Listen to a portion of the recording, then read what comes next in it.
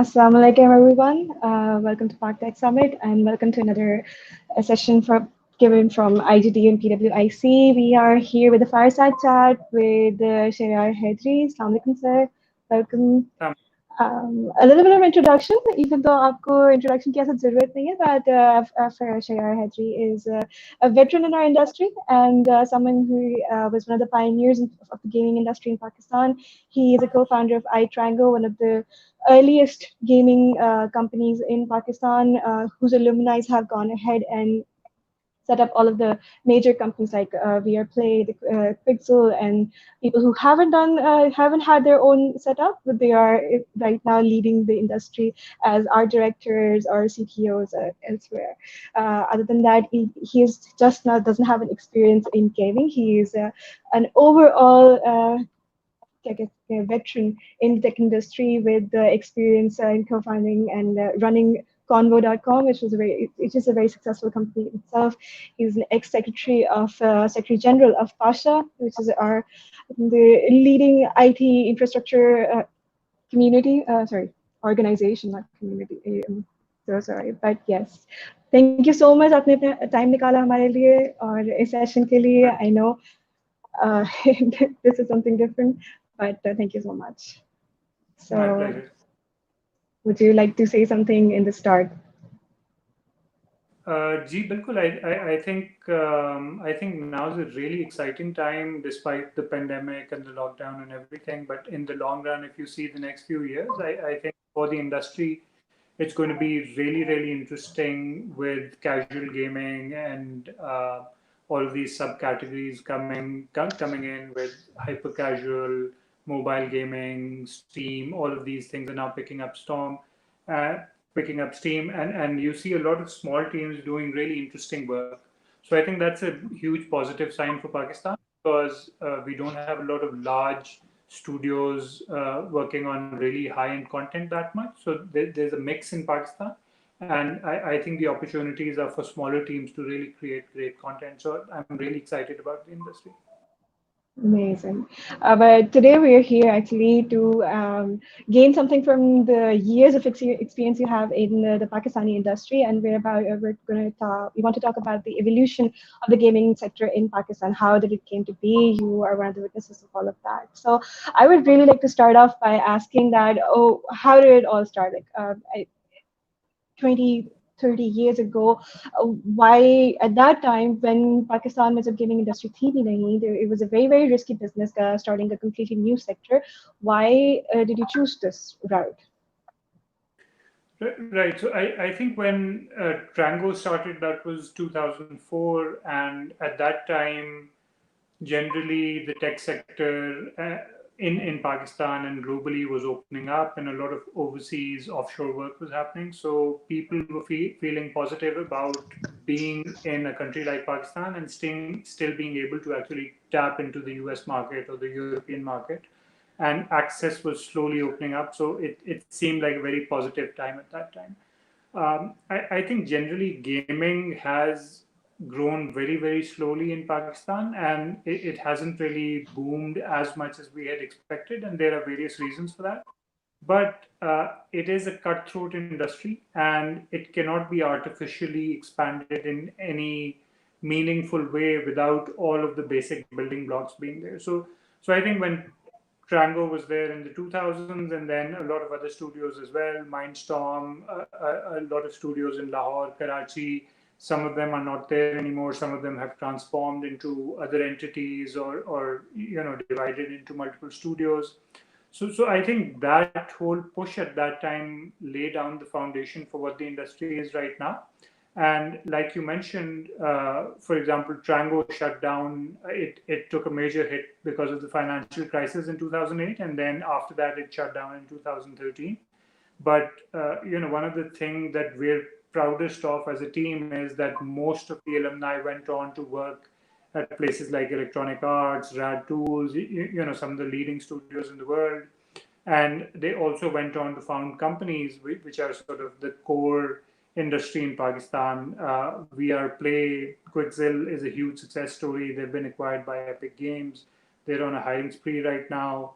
As you said, the people who didn't start their own studios are also working at the top places in the world, right? So I think what happens is that as the ecosystem evolves and some companies shut down and new ones are formed, the majority of the overall industry slowly expands the ecosystem, and that's what we're seeing, especially ever since the mobile revolution happened, and now mobile gaming has, over the last 10 years, kind of taken over the main core of the industry everywhere, not just Pakistan. So I think generally we're headed in the right direction, but we need to remember that any industry, whether it's gaming or any other subsector, that is a function of the overall society and economy we live in, right?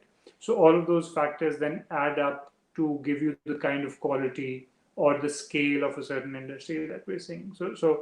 Overall, if you ask me, massive growth, massive maturity, the numbers have grown.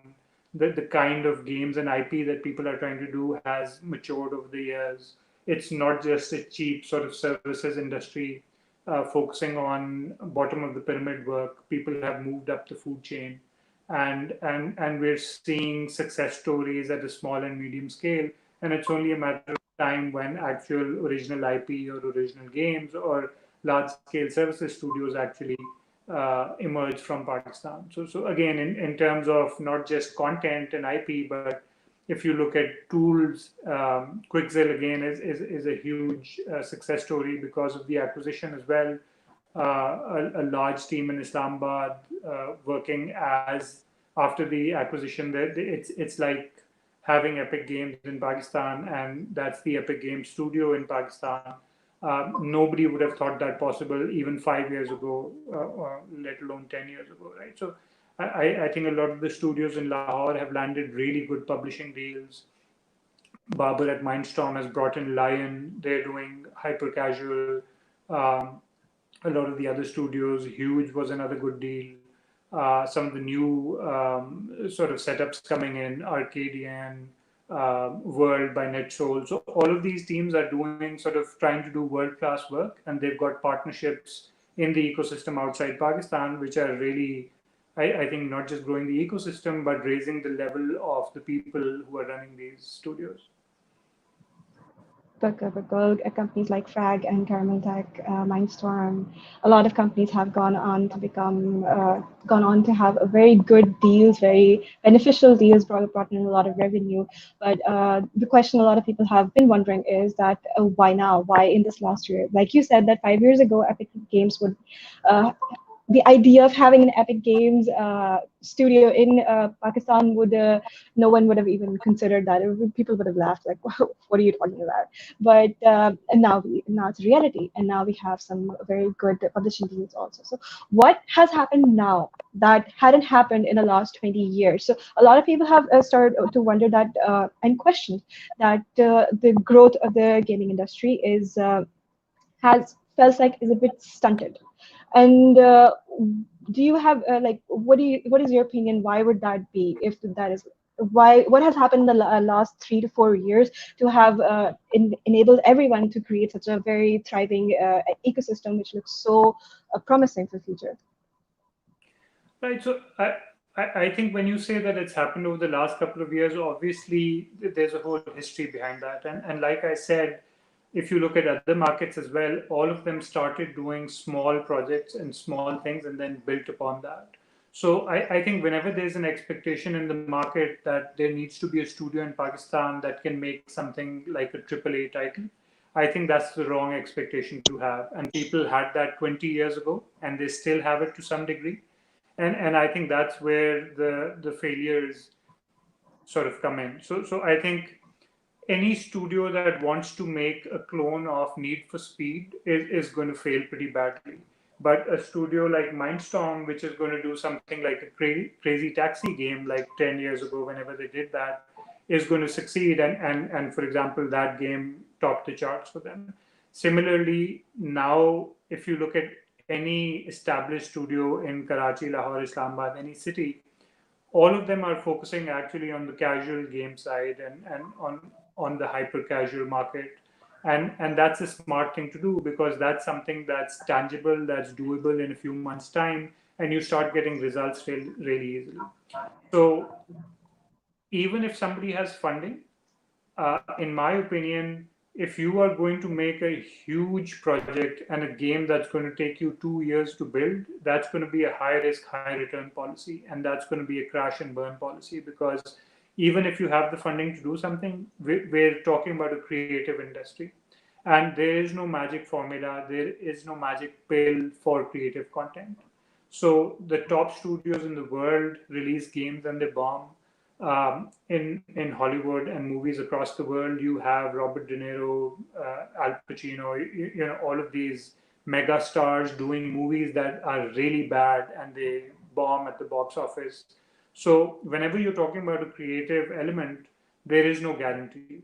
And the way to do that, especially for a place like Pakistan, is to take baby steps and to start with small games, throw them in the market, get feedback on them, see what sticks, and make 20 small games, and then figure out which three of them have any potential, and then build a version 2 which is better, then build a version 3 which is better. That's how the whole world does it, because you fight to live another day. Even if one game bombs or there's an issue, at least the studio survives. Even if you go through layoffs or downsizing, the studio and the core team survives, and then you can build it up, right? So I think that's the sane method of doing something like this that most people have followed in other markets. And when you're talking about the publishing deals happening right now, like I said, Mindstorm, Babar, Faraz with the huge deal. If you look at Frag, if you look at any other studio, Game District, all of these guys, I think there's a history of actually trial and error of several years where they started from services. They used that money from services actually to make their own IP. They made multiple IPs for multiple markets, for multiple platforms, figured out what works, then went to investors, then went to publishers, and had a certain credibility. They had certain battle scars to show, and then the publishers could actually sort of trust them, and they had a validated track record where people could either invest or partner or give you that platform on a revenue sharing basis, or whatever that model is, to actually then use your team and create that content for the global market. So I think all of these people have walked on hot burning coals to get here. And that whole last decade and a half or so of the growth of the industry shows, like I was saying, that now the mature deals are coming, now the mature content is coming. And let me just add that there's no one perfect model that I would recommend, and it doesn't happen like that in any market, right? So, for example, before I discuss the models, I think anybody in a creative endeavor, all of us dream of somebody writing us $1 million check for us to go back with our amazing team and create something in our bunker and then come out and release it to the world and see it be a commercial success, right? But real world doesn't happen, it doesn't work that way. So that is an all or nothing bet that works for some people, but those are the exceptions and not the rule. So what usually happens is that you need to find a path to survive and get to a certain milestone no matter what happens, and you have to find multiple sources of revenue. So just if I were to take certain names, if I was talking about, again, Barber and Mindstorm, and way back when they were doing their own IP, they actually invested in the studio, and they didn't go for services initially, and they actually invested in IP that then they sold that IP and it paid off, and through licenses, through various revenue sources, sponsorship, etc. They did the cricket game for the World Cup. That was one model, right? But that gave them credibility and validation in the market. And then later on, they pivoted multiple times, dissolved, restructured, tried new models. And now he's brought in Lion to Pakistan, and they're going for hyper casual games, which are easy to make with small teams. And there's a very decent rev share model that they're introducing to the market. And if you're a small team of 2-3 people, you can partner with them and actually use their platform. So that's one model. VR Play is a totally different model, and they started years ago, and they're also Trango alumni. But so what they did was that ultimately they wanted to have their own games and their own IP, but they didn't want to crash and burn just doing that. So even though they had investment, even though they had a small team initially that was doing services, they decided to grow their services team. So it was an 80-20, 90-10 sort of a model for them. And a lot of other studios have done that at a smaller scale as well. So out of 100 people, you'll have 80, 90 people doing QA, testing, art, engineering, services. That is going to bring in the money to keep you afloat, and that will help you survive. From that money, you will dedicate a team of 5, 10, 15 people who will work on your own IP, and they will actually then develop the ideas for your games. Now, this model is not ideal in other places in the world, but whatever works to keep you afloat has worked for them for so many years. And now, they've done 6, 7 games, and finally they've released Explotens, and they had the deal with Apple, and it's on arcade right now. So now that validation is going to help them get other publishers. That validation is going to help them sort of power their momentum in other IP for themselves as well, right? And then there are other studios that are just services based, and they don't want to switch over to any large IPs. And we all know that there's a range of studios and a range of professionalism and the kind of people there. And there are sweatshops everywhere in the world. There are sweatshops in Pakistan as well. There will be studios that will, hire 200 people and fire 150 people. That's part of the cycle, unfortunately, and the structure of the global industry. That's the way it works everywhere. It's just that these cycles have come to Pakistan over the last 5-10 years, and people are not used to such drastic events. So Lahore being the hub of, let's say, game development, if any large studio lets go of 200 people, that causes a tsunami to go through Lahore, and obviously people are out of jobs. This is even pre-COVID, and that causes massive sort of insecurity in the industry, right? But at the same time, there'll be 5 other small studios cropping up and taking the best talent from there, and then expanding the overall ecosystem and doing other stuff, right? So I think these ebbs and flows are natural in this sector globally, and in Pakistan, it's just a bit more drastic because unfortunately the game sector doesn't have supporting sectors on the side. Like, for example, our filmmaking industry is kind of very nascent. We don't have VFX studios working just for the film industry. We don't have AR, VR experience making teams working for Pakistani content, doing, for example, amusement park rides, or doing VR, AR training on a huge scale in Pakistan, or doing educational content on a huge scale in Pakistan. There are studios that are doing that. There are companies that are trying to make IP for Pakistan, but most of this work is being done for the export market. So when you have this range of requirements and teams and DNA of each studio, which is different from the other, then you have a lot of switching back and forth between these studios, and there's a transfer of technology and culture, and people then grow and learn from each other. So, for example, if a game studio has let go of 100 people, some of them, if there was a VFX industry, some of them would have gone into VFX, some of them would have gone into education, some of them would have gone into training, and then they would have not really waited to get back into the gaming industry, but they could have survived, right? So right now that's non-existent, that sort of supporting structure in Pakistan. And whenever any drastic event happens, it obviously shakes the industry up. But I think we're beyond the point where this industry is going to wrap up and just go away or get destroyed. I think we've turned the corner. The momentum is there. All of these studios will continue in some form or the other, and they will be doing content which is top-notch content around the world. They'll be creating resources that will export from here and go to the top studios in the world, stay here and work for Epic Games while living in Pakistan, stay here and do publishing deals with the top studios. All of that is happening already, right? So I think all of those are really positive signs.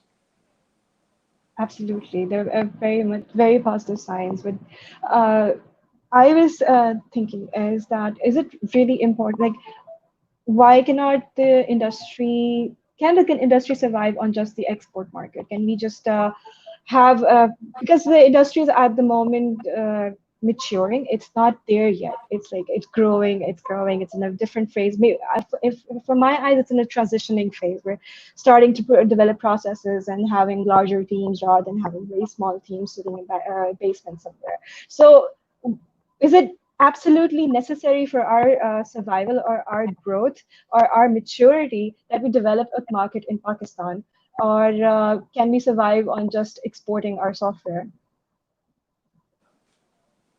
Yeah, so I think the main market will definitely remain the export market because that's where the consumers are, that's where the large sort of industry is, right?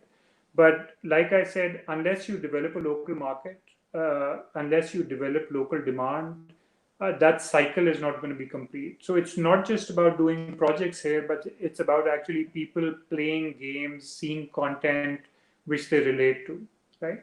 So I think a great example for that would be, let's say, Commander Safeguard when Commander Safeguard started years ago, right?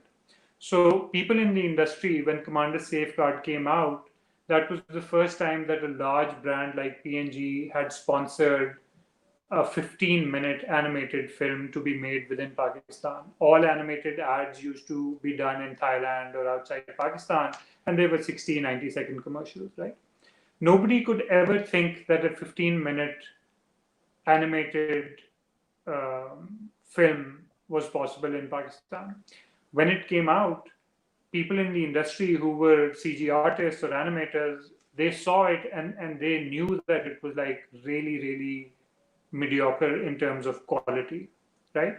But just the fact that a 15-minute film had been done made everyone in the industry really proud, right?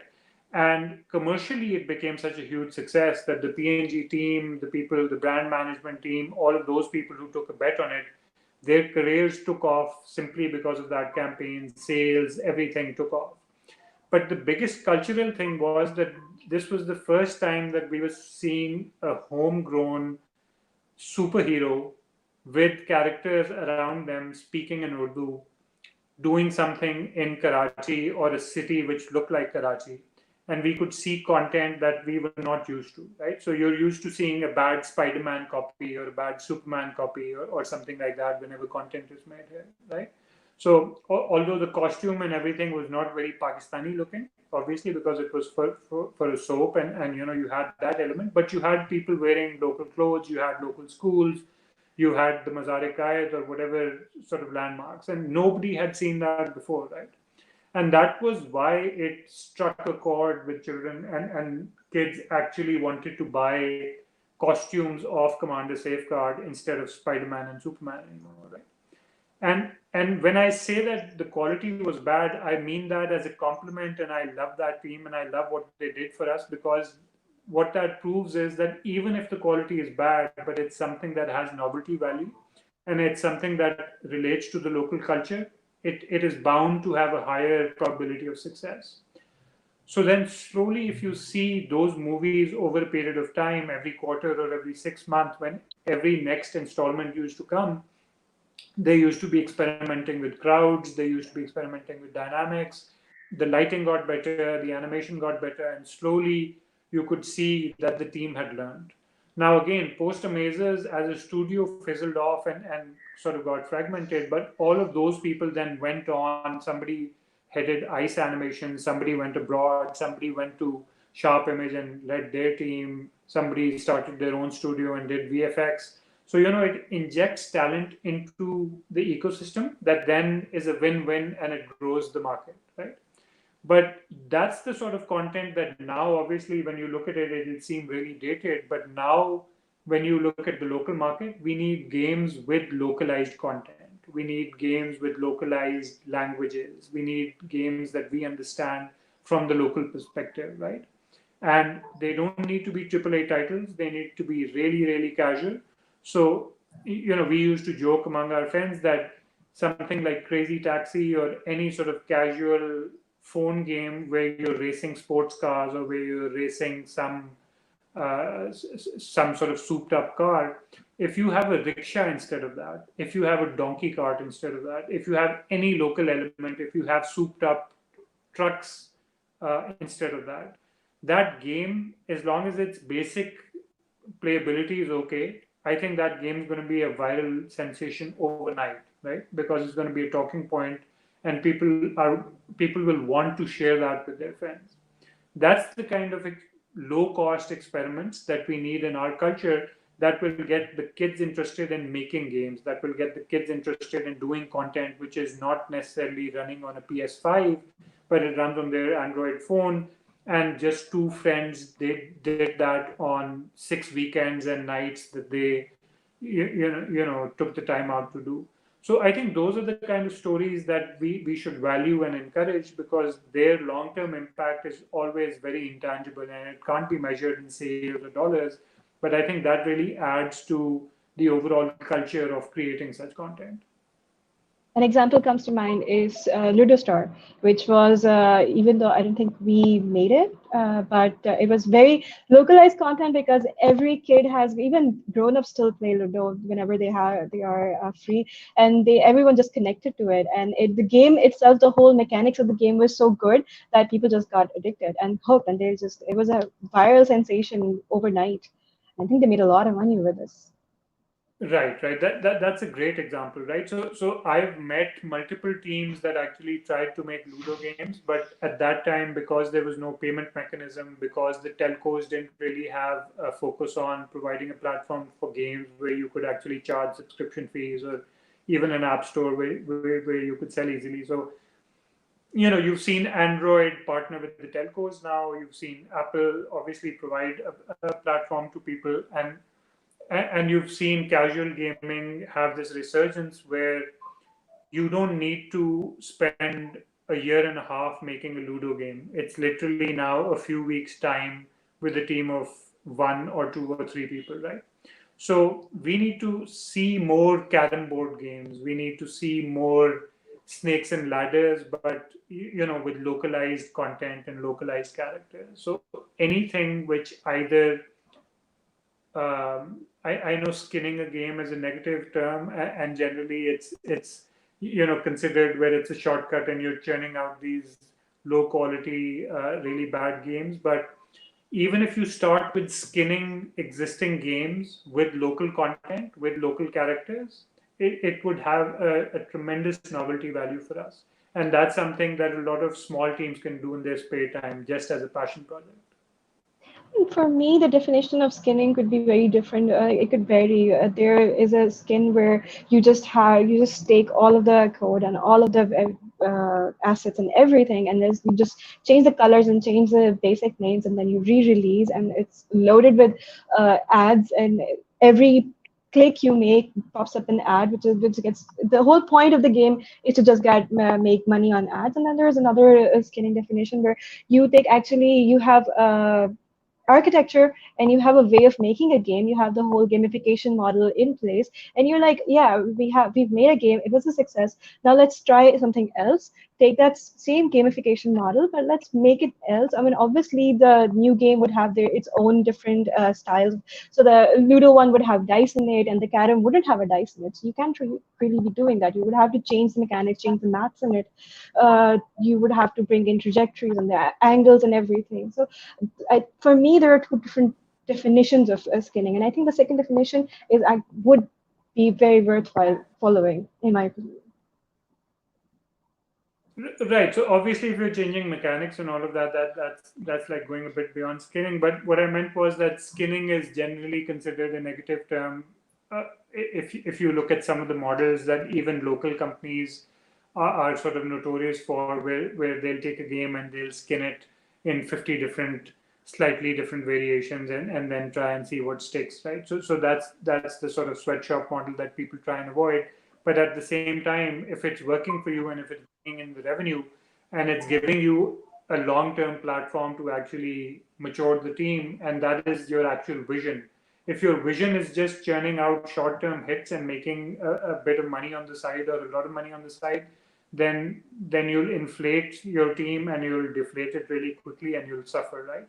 But if your long-term goal is that I will use my services team and I will use these really cheap clones to actually have a war chest or fund for my other better IPs, or to have slightly better quality games, then obviously that can pay off in the long run. So it's also about the vision of the founders varies between different studios.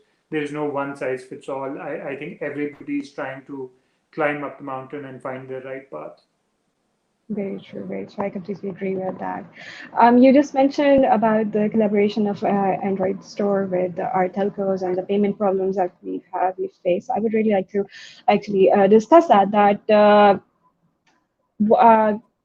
But Pakistan has gone through the war on terror, and that is a reality. And we did spend 10 years doing that. And Triangle spent half of its time in doing that. I think the last leg of Triangle was in war on terror. So I would really like to know what the impact on your business was due to that, because it did impact everyone who lived in Pakistan. Right. So I think that that was definitely a lost decade for the overall tech industry and gaming and everybody, right? Anybody that was export oriented and was trying to do services, whether it was BPOs, call centers, software people, all of them were affected. When people weren't flying in, you were generally thought of as an unsafe country and law and order and terrorism and all of that. I I think that's more or less permanently behind us because the world has other issues now, and even pre-COVID, I I I think Pakistan, just because of our geographical destiny, we're bound to have some sort of a problem cropping up, every few years. So if we expect that everything is going to be hunky dory and we'll transform into a Singapore over the next 10 years, I think that's like a pie in the sky, and we should stop thinking that way. I think that people invest money in markets that have potential. And Pakistan's potential right now, not just the size, but the overall maturity of various industries, even the tech industry and gaming, on the creative side, content, just the youth bulge. If you look at the next 5 to 10 years, I think there's tremendous opportunity, not just within Pakistan, but to actually set up companies in Pakistan and use this talent as a part of your global network. So I think people generally are not afraid like they used to be, but they're also not super comfortable. And that's a gradual process that happens with time. So we'll take, 4 steps forward, and there'll be some incident. A recent example would be the Balakot attack and the tension with India. Everything was hunky dory before then, and just one incident kind of wasted 6 months of news cycles on something that we all knew is not going to lead anywhere, right? So if you're sitting in Bangalore or if you're sitting in or Karachi, your life is not affected. You're going on. You're trying to make software. You're trying to export animations. You're trying to make games. But perception-wise, people think that two nuclear nations are going to start war, right? So I think it's unreal to sort of expect things not to happen in this region, whether it's the eastern border or the western border. I think that will keep happening. Geopolitical things will keep happening. The economy, inflation, political issues, they will keep happening. But none of them can actually put a permanent dent in the momentum that at least the gaming and tech industries have now picked up.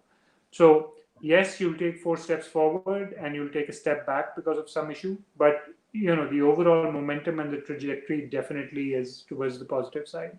And once you have bigger and bigger success stories, um, I think they will then validate our our resource pool, our talent, our companies automatically. So uh, again, giving the example of all the studios I spoke about, the publishing deals that they've got, Caramel Tech, Genai team is another old studio that's been doing their own IP. They've been earning from their own games. They've been earning from services as well. They moved towards the Google AdWord partnership recently. That again is a very good example that their partnership with Google on the ad platform wouldn't have been on their radar even 3 years ago, right? Maybe. But it's about seeking opportunities that will actually leverage you and help you achieve more, whether it's on the gaming side or otherwise, right?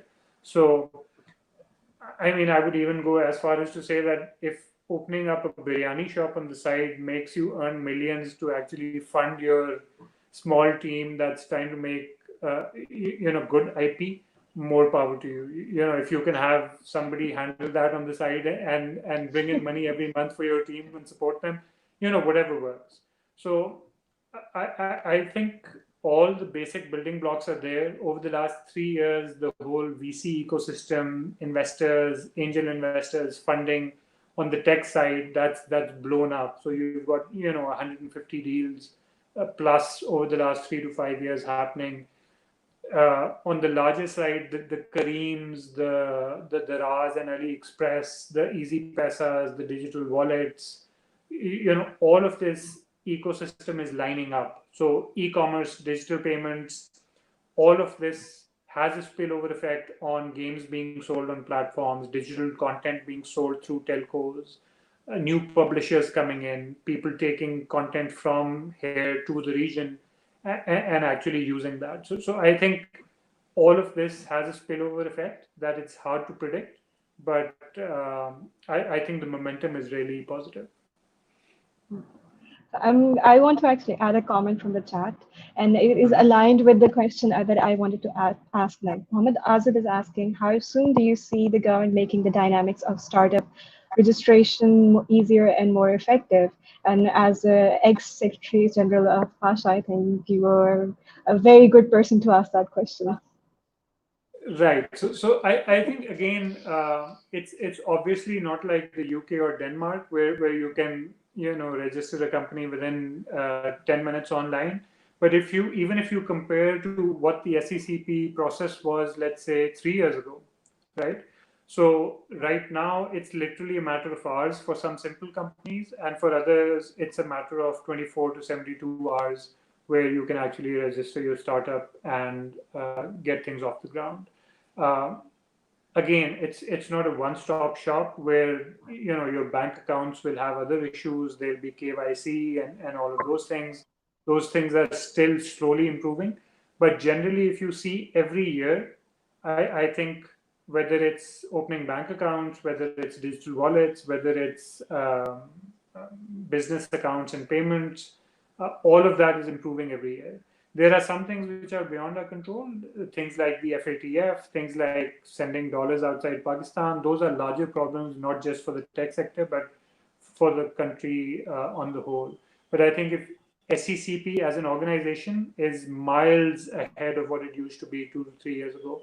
Even if you look at their other initiatives, generally the whole digitization process they're going through, not just for registration, I think it's commendable. And post COVID next year, I think you'll see a lot of these things, the building blocks, being even better because they've been working on them over the last 2, 3, 4 years, and now slowly those things are maturing. So the state bank, SECP, the ministries, some of the provincial organizations like PITB, KPIT board, all of these, they've had various success stories and threads that are now maturing, and every year you're seeing betterment. So I think for Azib's question, unless he's facing a specific issue with the SECP that is very particular to his startup registration, I think generally the process is much better than what it used to be, and now literally anybody can do it within a few days. Right, absolutely. So my question would be actually connected to this, and this is something that has come up in the previous panels also. So the question would be that this is about registration of startups, but what if the process hasn't gone this far, and there are potential people who want to actually start a new company, have their own startup. So what would you have discussed some models of what different kind of models they can choose to actually gain some revenue. What are other kind of venues that they can move towards for our very young entrepreneurs, people who are who don't have that much cash in their bank? What would a suggestion from you would be?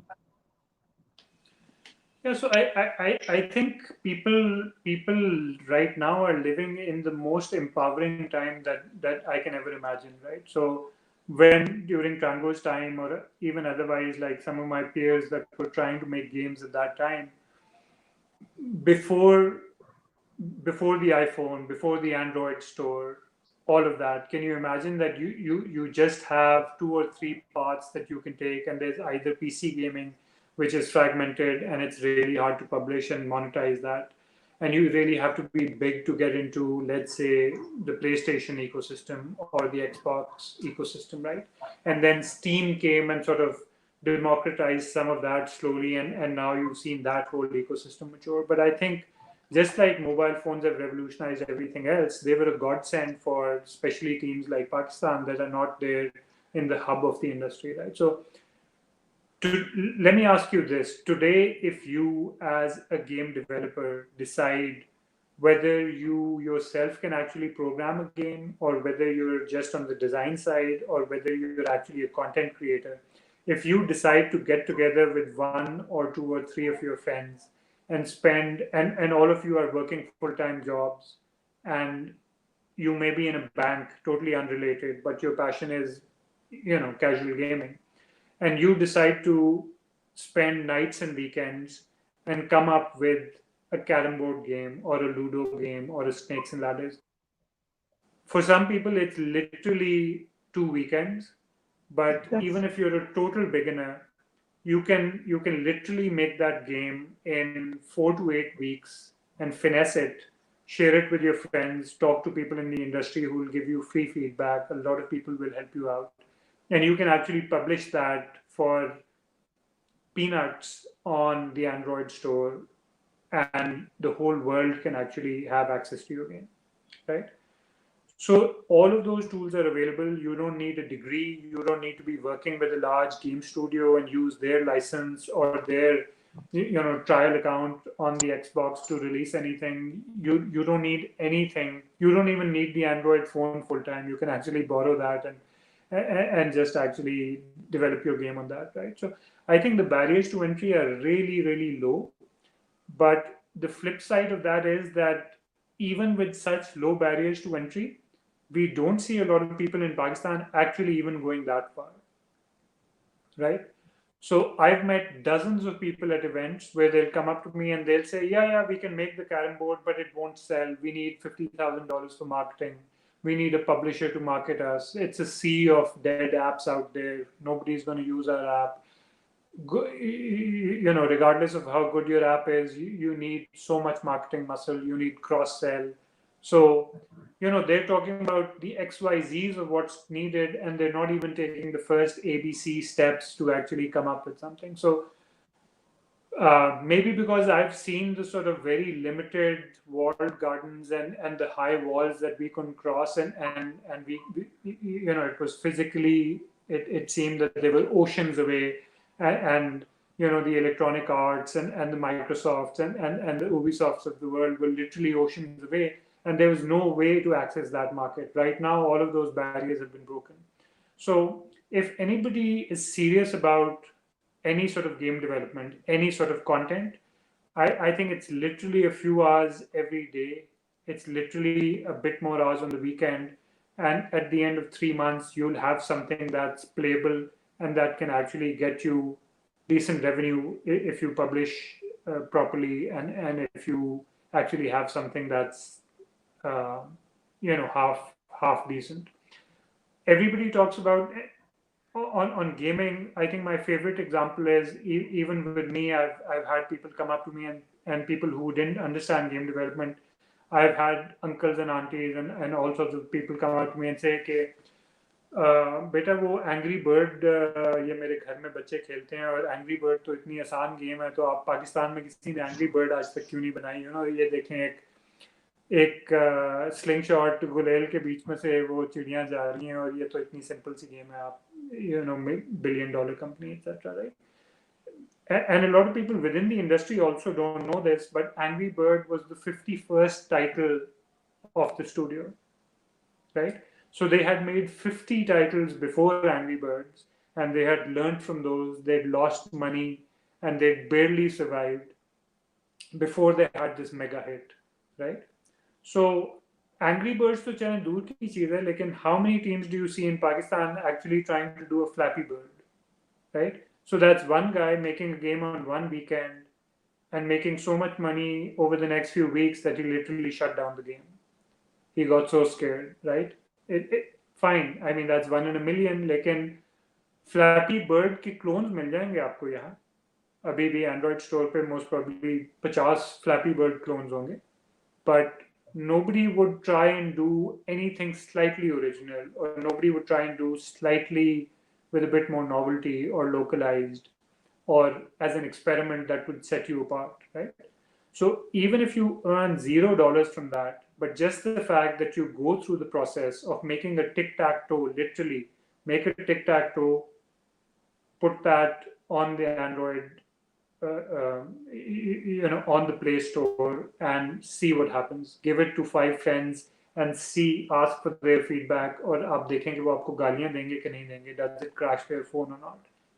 tic-tac-toe के बाद एक और कोई puzzle game बना लें, किसी का clone ही बना लें, उसके बाद एक लूडो बना लें, even if you're the 200th ludo on the store, just go through that process and publish something and see what it's about, right?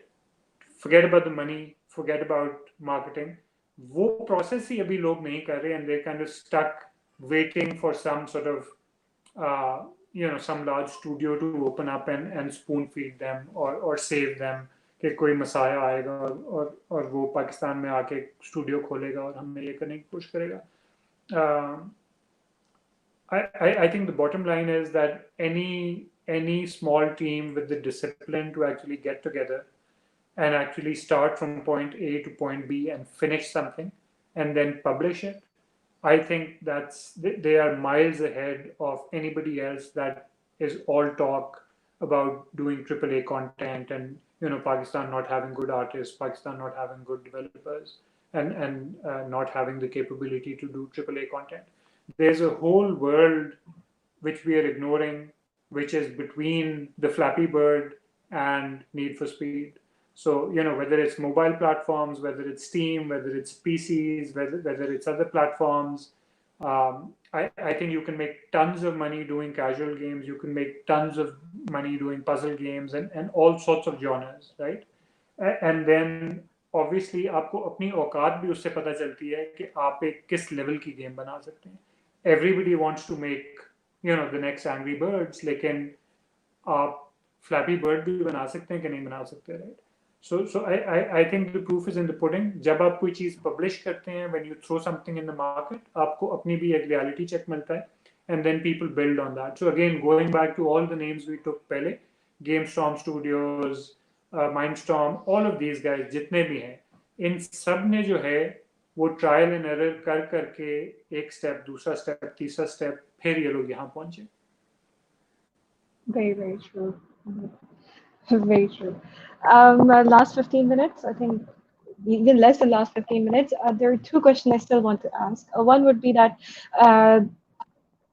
यहाँ पे focus जब भी game industry में even indie developers के अंदर किया जाता है, the focus is more on the engineering side and less on the art side. So it's more like दो तीन programmers मिल के बैठ के game बना लेंगे, it would probably work, but it might not look good. So what do you think in your experience in all the projects that you've done? Because I know that Triangle did a lot of art exclusive projects also, in which there was no programming involved at all. You guys made a lot of money on that. So what do you think the importance of art in a game? How much is that? So I think anybody who thinks that way is generally going to come up with a bad product, right? So I think itni naive thinking to ab kam logon ki reh gayi hai, because they've sort of educated themselves, and I think exactly जिस तरह game की आप बात कर रही हैं, software products में भी पाकिस्तान में भरी हुई हैं कंपनीज जो कि जिनके 3 फाउंडर्स जो थे वो टेक्निकल को-फाउंडर्स थे, and they didn't really have a sense of UI UX, or they didn't really have a sense of design, right? And they didn't have a sense of marketing, and they didn't have a sense of pricing, and they just वो जो पुरानी mentality होती थी, if you build it, they will come, right? So they built stuff and nobody came, and they didn't know how to sell it, and they didn't have the money to sell it, and those were failed products. So whether it's a software product or a mobile app, you'll see tons of examples outside Pakistan as well. The other thing is I think ये भी simplified up. A lot of people are now moving beyond that. It's not just about engineering, and it's not just about art, right? There are a dozen other functions that need to be a part of that team. So whether you're talking about game design, whether you're talking about UI UX, whether you're talking about the monetization of that game, uh, whether you're talking about writing, script, music, all of these things kind of blend together to make the kind of products that we all love, right? और उसमें unfortunately Pakistan के अंदर handicap ये है कि because most of the people are self-taught and the degrees even अब obviously हैं लेकिन CS के अलावा जो आर्ट की डिग्रीज भी हैं और बाकी भी आप देखते हैं सो वो गेम इंडस्ट्री स्पेसिफिक आपके पास स्किल सेट नहीं होता so lot of people are self taught the majority right and unfortunately you don't have game design school in Pakistan or you don't have game designers that have worked in larger studios and they've done 50 games before and now they're working with a startup right and again I'll relate it to the tech industry as well जिस तरह tech industry के अंदर Google Facebook Amazon XYZ any large company doesn't have Microsoft doesn't have a development center in Pakistan right so similarly in gaming you till now अब epic आया और एक दो और लोग अभी आने का सोच रहे हैं till now you don't have an Electronic Arts or you don't have an Ubisoft or you don't have a large casual game player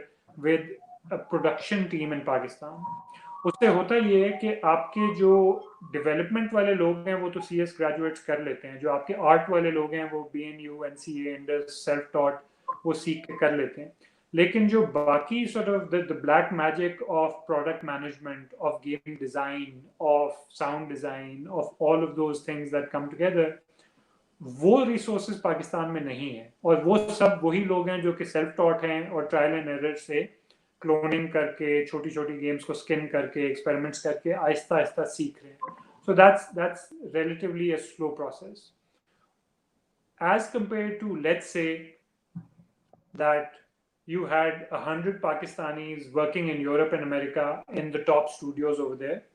And then all of them moved back to Pakistan and joined studios and started up their own studios here. उनका जो exposure होगा और उनका जो skill set होगा product management का game design का इन बाकी सब चीज़ों का I am saying hardcore CS और आर्ट के अलावा जो मैं चीज़ें कह रहा हूँ वो मिसिंग अभी वैक्यूम फिल करने की ज़रूरत है राइट या लेट्स से कि यहाँ बड़े ब्रांड नेम्स हों and you work for a large studio in Pakistan for 5-10 years and then you leave that studio and you join a startup or you have your own team and now you want to make a small team doing small games. So they would be senior experienced people now using what they've learned on a smaller scale. That hasn't happened so far. So all of what we have achieved, 90% of that has been kind of from hacking it and having people self-taught and online YouTube videos, training, talking to people in forums. You know, वो दीवार पे sir मार मार के लोग यहाँ तक पहुँचे. So I think वो चीज़ अभी मिसिंग है. जो भी लोग सक्सेसफुल हो रहे हैं उन्होंने गेम डिज़ाइन वाला पार्ट उन्होंने मोनेटाइजेशन वाला पार्ट उन्होंने ऐप स्टोर ऑप्टिमाइजेशन वाला पार्ट ये सब चीज़ें धिक्के खा खा के सीखी हैं और फिर when they figured out the secret sauce so then that's when they took off. Right. There's other things, there are a lot of areas that are still left to explore, and with that exploration you will find new venues and you will find new streams of revenue for sure.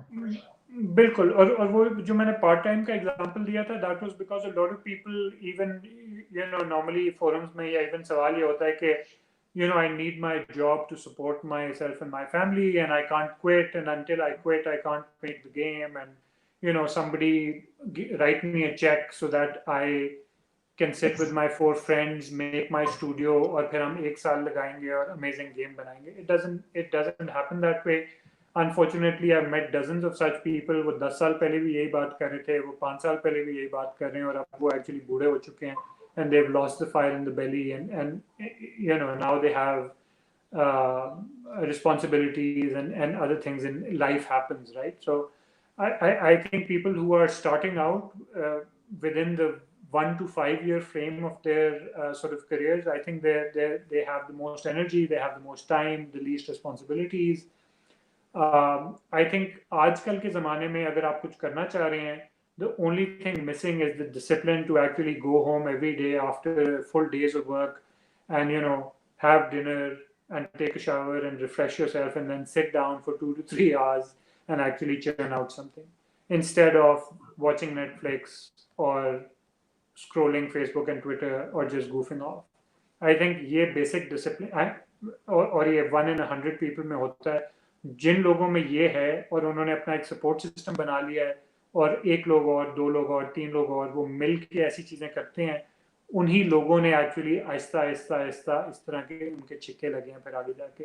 And you know, they have then put 1 game, 2 game, 3 game on the app store, started earning enough to actually replace their salaries, and then slowly gotten the credibility to partner with a large publisher or actually get investment and go ahead, right? So I think that's the only way to do it. If you keep waiting कि कोई आपका हाथ पकड़ के आपको spoon feed करेगा तो that's not going to happen.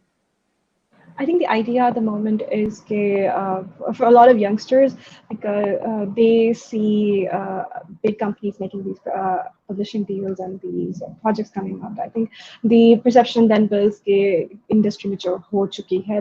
We are there, and I think it's very important to understand that we're not really there yet. And there's a lot of potential, and there's a lot of room for improvement. And uske andar, to actually accept that you can be one of the people who puts that stepping stone for someone else to step on and move forward and take the industry forward. You can be that person, and that can only come when you actually put in the extra hours or have some passion projects running on the side. 9 to 5 job, okay, it's not going to actually mature that much. Yes and no. Like I said, I think it's not one size fits all. So ये भी जो हमारा है कि वो जो 9 to 5 job जो है वो कोई corporate slavery है या कोई मजबूरी है. That 9 to 5 or whatever 9 to 9 job puts food on the table and actually helps you survive, right? So whatever you need according to your path, according to your family commitments, I think किसी को ये कहना कि आप passion projects करें जब वो बेचारे सेकंड जॉब को ही कर रहे हैं अपने आप को सपोर्ट करने के लिए, it's kind of unrealistic, right? So I think to each his own और टू ईच हर ओन, लेकिन आई थिंक कोई बहाना अब नहीं बचा. Let me put it that way. For anybody who wants to do it, the barriers of entry are extremely low, and for them to reach the top of their industry globally, I think lots of people have done that from Pakistan, staying within Pakistan, going outside Pakistan. I think there are various paths, and I know multiple artists, multiple developers who started out from here. They are now in Oscar-winning teams, and Mir Zafar Ali is a name जो कि media में आता है बहुत बार. Golden compass बाकी movies के लिए भी he started off with a 5,000 rupee job at Sharp Image in Karachi, went to the US, did a second degree, got into that industry. I personally know multiple people from Trango who've gone abroad and are working in the best studios in the world, right? So I know multiple people within Pakistan who are working at Epic, working at other top studios sitting in Pakistan. So I think bahana ab koi bhi nahi hai. The barriers are down. You need to be driven, you need to be disciplined, you need to hustle, blood, sweat and tears. Obviously, it's not easy. It's a cutthroat industry. We also need to realize that कि जब 200 लोग यहाँ fire होते हैं तो उसी हफ्ते आप अमेरिका की न्यूज़ देखें, कोई टॉप 5 स्टूडियो होगा जिसने record breaking revenue अनाउंस किया होगा उसी हफ्ते में, और साथ ही उन्होंने 300 लोग फायर किए होंगे. New so-called unicorns like Magic Leap and these huge companies. Magic Leap has raised like $1 billion in funding, right? And after all these years, they couldn't pull it off. They put it to a B2B pitch and they fired 1,000 people, right? So that's the nature of the industry. I think it's a cutthroat industry. 90% of games don't even make their money back. Dozens of studios close every year in America. Thousands of people are laid off, but the cycle continues because overall a growth aa rahi hoti hai, new things emerge. Well, we are in the last minute of our session, and we're close to our end. So I would really like, what would you like to say as a closing remark for the session? Gee, I think more of the same. Actually, I think it's a really interesting time to actually be in this industry. That the next 5 to 10 years in AR, VR, interactive content of all sorts, whether it's television series, whether it's mobile gaming, whether it's the new platforms coming up. I think there is a huge demand for high-end content. I think there is a huge demand globally for original, engaging IP. There is a massive demand for just services work. There aren't enough artists, there aren't enough video game developers, there aren't enough content creators in the world right now. The demand for new content is far outstripping supply. So anybody who's half decent, who has a vision to actually move to the top, I think that there will be jobs, there will be work, there will be tremendous funding and opportunities to actually get into content right now. So I think it post COVID, even when things normalize, I think this is one of the best times you could be in this industry. That's very nice. Thank you so much for joining us, taking out your time, accepting my invitation. Thank you so much. There were so much more that I actually wanted to ask and discuss. So maybe I'll ping you again and invite My, you again someday. my But this was pleasure. very interesting. We actually had some questions, so maybe a couple of questions were left out, but maybe we can answer Oh, them in Facebook chat later on, for sure. For now, we're oh, gonna close our session. Again, thank you so much for your time, sir. This is Shehryar thank Hydri, one of the founders of our gaming sector. Thank you so much, everyone. We're going to say goodbye now. you. Mm.